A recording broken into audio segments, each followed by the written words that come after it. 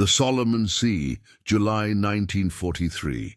The world is a slab of grey steel and humid pressurized air. Aboard the USS Hunter Dawn, an attack transport, the air below decks is thick with the smell of diesel fuel, unwashed bodies, and the faint metallic tang of fear. It is 1400 hours. The equatorial sun beats on the decks above, turning the ship into a pressurized cooker. Down here, in the troop compartments, the men of the 2nd Marine Raider Battalion try to find air. They are shadows in the dim red light, cleaning rifles, writing letters, or just staring. This is the normal world, the endless, monotonous transit between one patch of deadly jungle and the next. Sergeant Victor Transport Magakian watches them. He is not a large man, but he occupies more space than he should, his presence filling the passageway. He's an old Corps NCO, an Armenian-American from the vineyards of Fresno, and his nickname, Transport, is both a joke and a mark of respect. He is the man who gets you to the beach. He is the man who brings you back. He runs a hand over the receiver of a .50 caliber machine gun, his movements practiced and economical. He isn't watching the new replacements. He's watching the ocean. Through a small, salt-caked porthole, he observes the white foam of the ship's wake.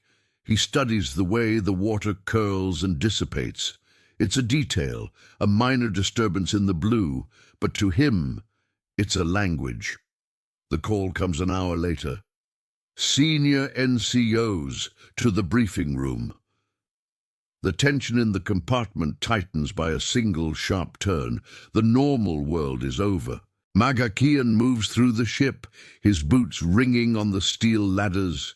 In the wardroom, the air is thick with smoke and the smell of coffee. Colonel Rance, the battalion commander, stands under a bare bulb, his face etched with exhaustion. A map is unrolled on the table, weighted down by ammunition cans. The target, Bairoko Harbor, New Georgia. It's a key Japanese supply point, a fortified cove bristling with defenses. The colonel taps a red circle on the map. Beach red. This is the objective. Intel says it's the only viable landing zone. It also says the 4th Yokosuka Special Naval Landing Force is dug in on the high ground, waiting for us. A young lieutenant, fresh from Quantico, points to the map's annotations. "Sir, the casualty projections from Division." The colonel cuts him off, his voice flat. "Division estimates 70% casualties in the first 2 waves. 70. A silence descends on the room. It is the cold, calculated acceptance of a butcher's bill. Magakian says nothing. He stares at the map. He isn't looking at beach red. He's looking at a patch of coastline 3 miles south, marked in blue pencil. Beach amber, impassable, mangrove and reef. He looks at the water, the channels, the red circle and the blue note. He sees the plan, and he sees the flaw.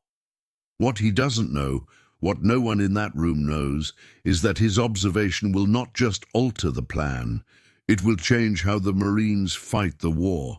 The problem is not merely Bairoko Harbor, the problem is the entire Pacific theater. It is 1943, and the island-hopping campaign is a meat grinder. The Japanese doctrine of fukaku defense, fortifying islands to the last man, is brutally effective. After the costly lessons of Guadalcanal, U.S. Navy and Marine Corps planners are desperate for a solution. Standard amphibious assaults have become a grim, predictable algorithm of slaughter. The Japanese know the playbook. They know the U.S. Navy will shell the main beaches. They know the Marines will land on those same beaches, and so they wait. They build interlocking fields of fire with Type 92 heavy machine guns. They dig reverse-slope mortar pits, immune to naval gunfire, and pre-register their targets on the landing zones. They create kill zones, measured down to the last foot.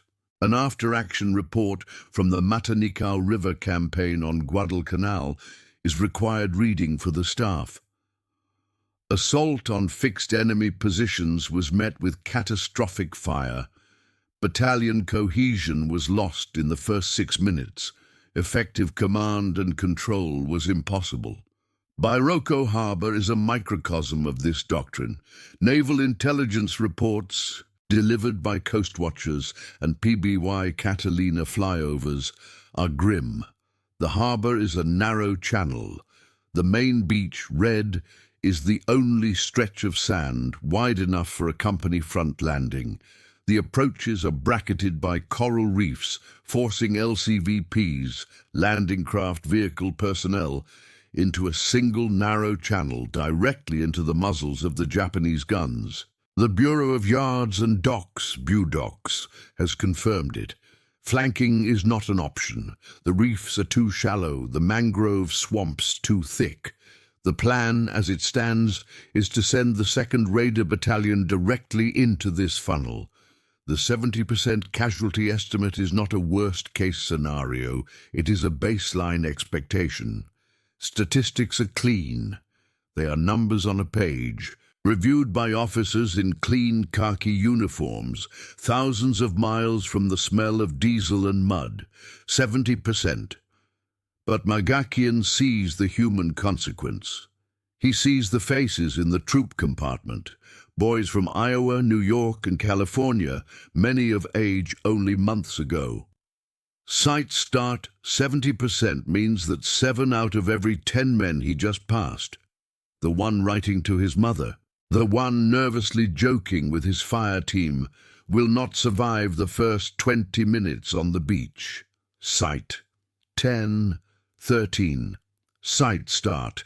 They will become victims of the circumstances, their fate sealed by a map. Sight 15.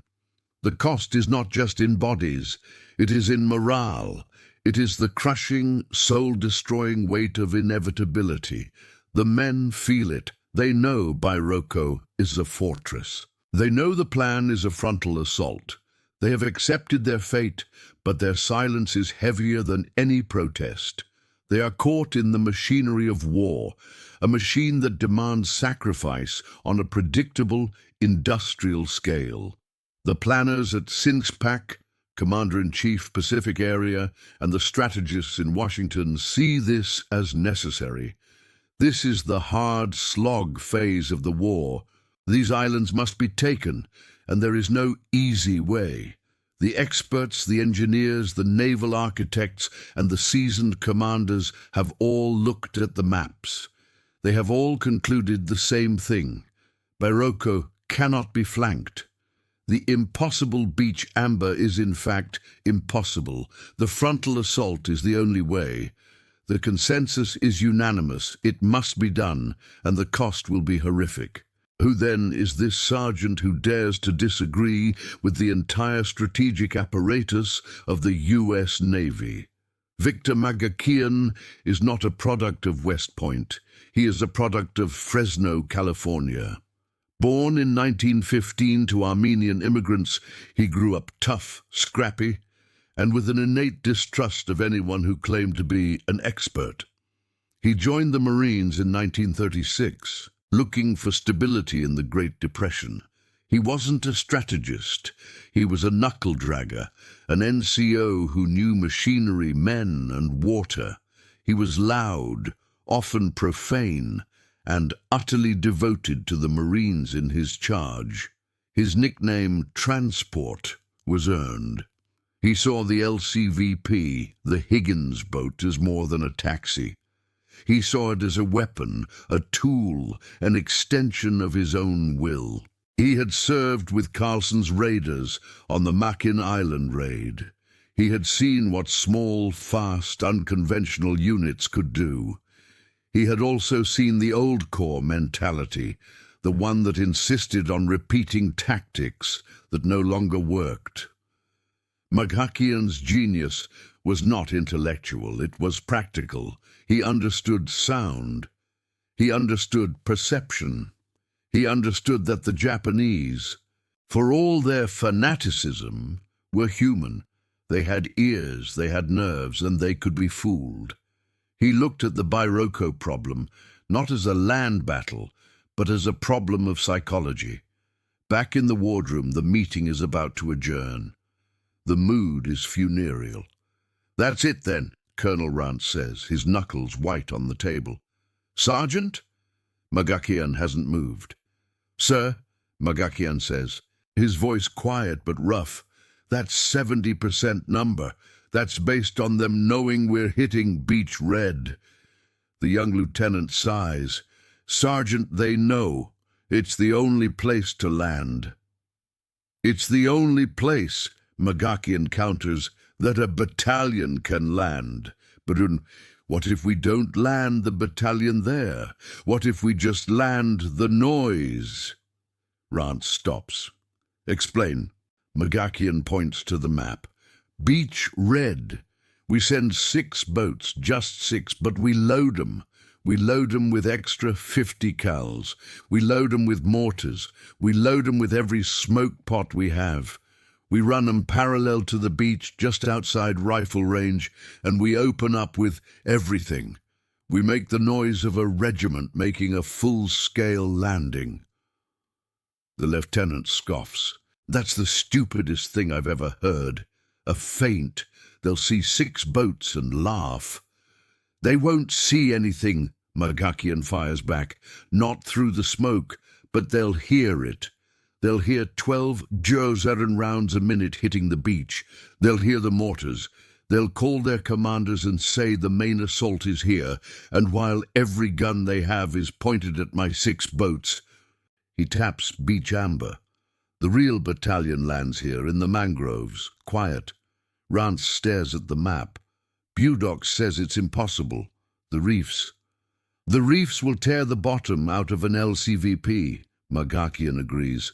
"But not a rubber boat, not an LCR. We paddle the last 200 yards. They'll never hear us." The colonel looks at the 70% casualty projection. Then he looks at Magakian. "You're mad, Sergeant. Absolutely, audaciously mad. I'll give you the 6 boats. If you draw their fire, you'll be lucky to survive. If you don't, you'll have failed the main landing." Magakian nods. "Just give me the ammo, sir. We'll make the noise." 0300 hours. The night is absolute, a black, humid velvet. On the starboard side of the Hunter Don, shielded from the view of the island, 6 LCVPs are lowered into the water. There is no chatter, only the quiet creak of ropes and the muffled orders of Magakian. His team is a hand-picked crew of coxswains and machine gunners, men who trust him implicitly. They are not loading troops. They are loading crates of 50 caliber ammunition, cases of 60mm mortar rounds, and dozens of heavy, ominous canisters. Titanium tetrachloride smoke generators. Magakian is everywhere, checking the mounting bolts on the M2 machine guns, lashing down the ammo boxes. A coxswain, a teenager from Alabama, whispers, "Sarge, are we really just making noise?" Magakian claps him on the shoulder, a heavy, reassuring impact. "Son, we are putting on a show. We are the main event. You make so much noise that God himself complains. You make 'em believe. The plan is timed to the second. Magakian's ghost fleet will break off from the main transport and head north to Beach Red. The main battalion, in rubber LCRs, will be towed by other boats to the release point off Beach Amber. The show must begin at 0430, precisely 20 minutes before the real landing. The tension is palpable, the air smelling of salt and diesel, the LCVPs idle, their engines a low, guttural thrum in the darkness. Magakian stands in the lead boat, a pair of binoculars around his neck, watching the dark mass of the island. He is a conductor about to begin a symphony of total, calculated chaos. The time is 04:29.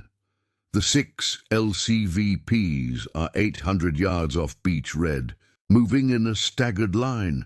"Stand by!" McGuckian's voice crackles over the radio. The island is a silent, sleeping predator. 4:30. Execute! Execute! Execute! The night explodes. The 6 LCVPs, acting as one, turn their bows toward the beach and erupt in a cataclysm of fire and sound.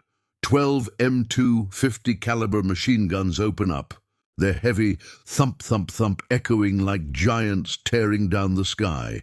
Tracers, red and white, stream toward the beach, ripping into the sand and jungle. The 60mm mortars whoomp in rapid succession, sending high-explosive rounds into the tree line. Then the smoke pots are lit. A chemical reaction begins, and thick, acrid white smoke billows out, covering the boats in an impenetrable fog. From the shore, it is not 6 boats. It is Armageddon. It sounds like a regiment. It looks like an invasion. For a full minute, the only sound is McGuckian's orchestra. Then the island responds. A single green flare goes up from the Japanese lines. Then the ridge overlooking Beach Red disappears in a flash of muzzle blasts. Type 92s open up. Their slower, distinctive woodpecker sound, answered by Nambu machine guns. Mortars, pre-registered on the beach, begin to rain down. Not on Marines, but on empty sand. The Japanese have taken the bait. Every gun, every mortar, every soldier on Bairoko is now focused on McGuckian's ghost fleet. Miles to the south, the 2nd Raider Battalion slides out of their rubber boats and into the mangrove mud of beach amber. They are unheard, unseen, and completely unopposed. In his lead boat, with 50 cal shells raining down around him and Japanese mortars bracketing his position, McGuckian grins. It worked. If stories like this fascinate you, stay with us. The next chapter of wartime innovation might surprise you.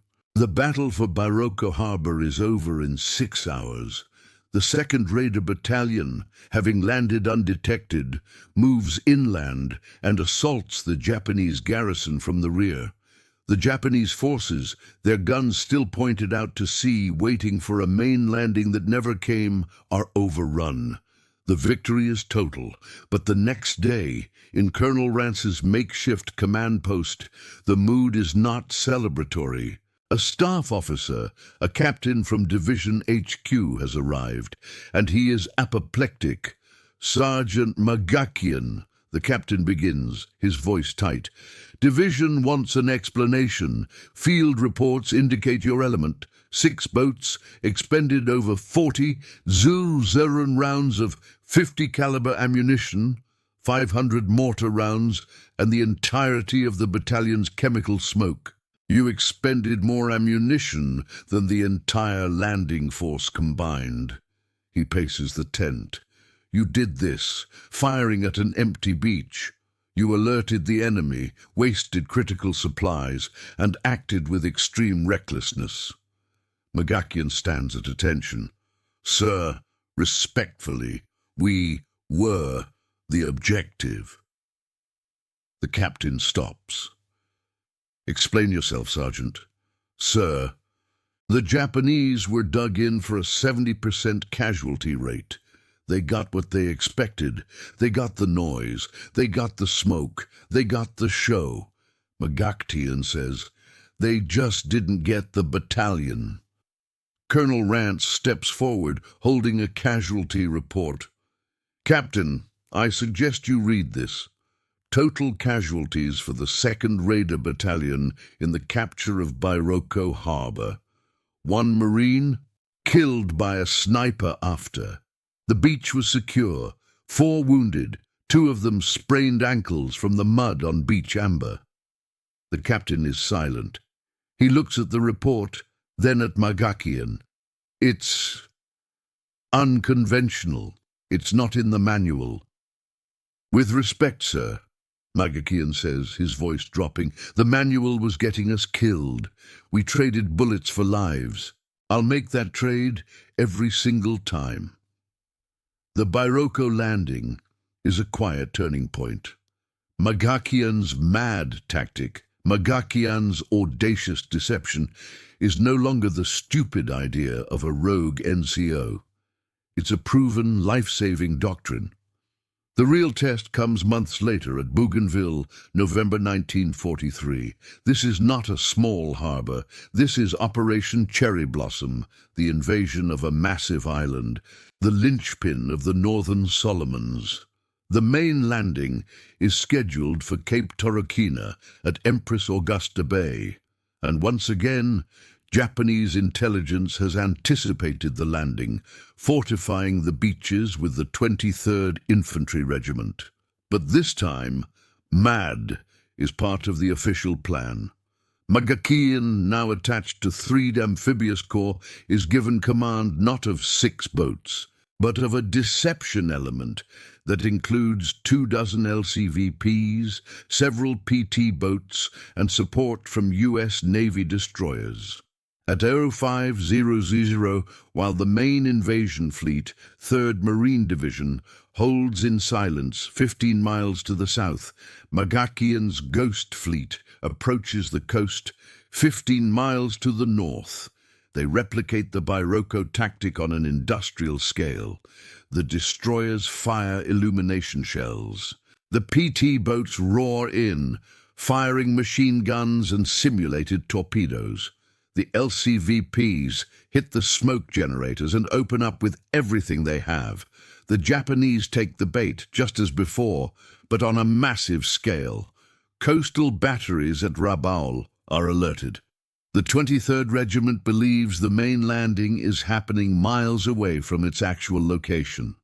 By the time they realize the deception, the 3rd Marine Division is already ashore at Cape Torokina, establishing a beachhead against minimal resistance.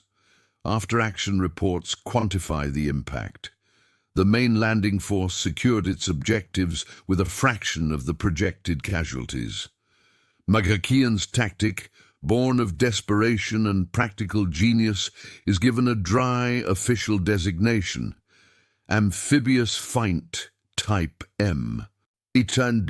But to the men on the boats, it is, and always will be, the madman's show. The immediate consequence of the MAD tactic is the lives of thousands of Marines and soldiers saved. It becomes a standard part of the U.S. amphibious warfare playbook, used in various forms at Saipan, Tinian, and in the campaign to liberate the Philippines. It fundamentally alters the equation of the island-hopping campaign, forcing the Japanese to defend every beach, not just the obvious ones, stretching their resources and their nerves to the breaking point. The long-term legacy is even more profound. Magakian's tactic is the direct ancestor of modern electronic warfare and psychological operations, PSYOPs. The principle remains the same. Why destroy an enemy with overwhelming force if you can deceive them into defeating themselves?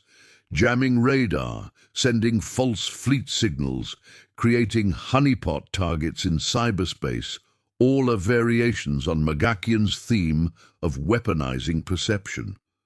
As for the man himself, Victor Transport Magakian is not forgotten, but his idea is. He finishes the war as one of the most decorated Marines of his time, earning the Navy Cross, Silver Star, and Purple Heart for separate actions of battlefield heroism. But he never becomes a general.